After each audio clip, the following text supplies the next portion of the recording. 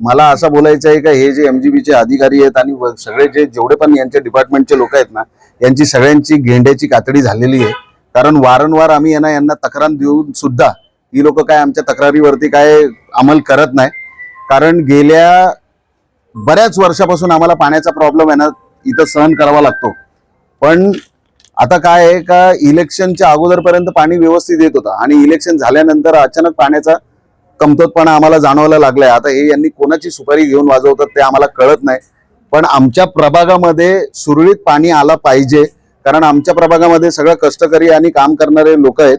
रात्रीचे 12-12 आणि 1-1 वाजता जर हे लोक जर पाणी देत असतील तर झोपायला 3-3, 4-4 वाजतात आणि मग सकाळी उठून सगळ्यांना परत कामाला जायला लागतो.